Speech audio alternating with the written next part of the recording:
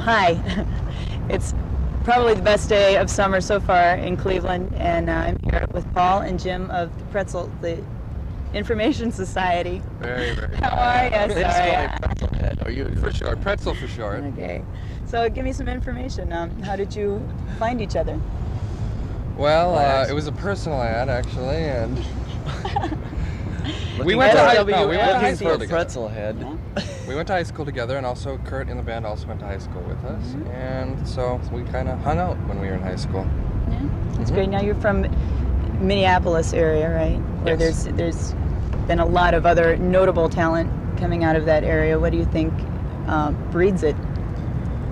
Everybody asks that question. Yeah. It's very hard to answer because it's hard to tell. I mean, it's true. There are a lot of bands come out of there. Very diverse kind of bands come out of there. There's a lot of R&B acts, you know, the whole Prince thing, and a lot of straight-ahead rock and roll, as they call it. Garage music. Garage rock. Like Unfortunately, Skidoo, Replacements. take over. I will. And, no, go ahead. Unfortunately, we didn't fit into either of those scenes, so we had to go to New York to be discovered. But our hearts are still in Minneapolis. What?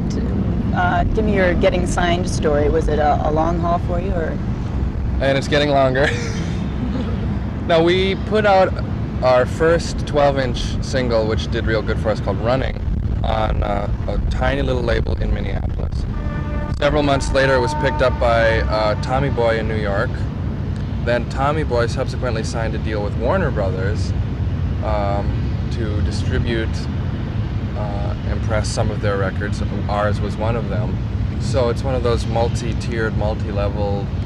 Also, Reprise is in there somehow, Yes, Reprise too. records too. They actually have the album, and Warner's kind of owns Reprise, too, so that it's a major Warner's distribution, but other labels work underneath Warner's to do different It's always types. a really incestuous situation. Yes, with it always labels, is. you But it know, was a very everybody- the signing was very strange because we put out Tommy Boy actually just physically bought Running. They just bought the piece of tape, and they didn't want us for anything else. They just wanted the song.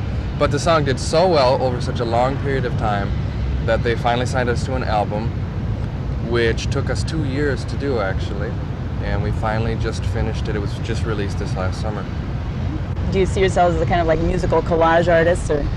Not, I mean, there are some people that do it a lot more than us. Hip-hop, a lot of hip-hop records are based entirely on loops from James Brown records or what have you. But we don't use sampling as a crutch. We use it more as just like a Sound source. well, like a featured sound here and there, or something that's funny or rhythmically interesting. It's not, I don't think, you know, we get asked this question a lot too, and it's something that we don't rely on it for our music. Our music is there, and our music would probably just as good without the samples. It's just something that's Cool. it's very cool. Well, best of luck with it. Thanks a lot for your time. Thank you very much. This is Paul. This is Jim. They're from the Information Society. I'm Lisa Hart. This is the Alternate Beat. You're gone, and so am I. Bye.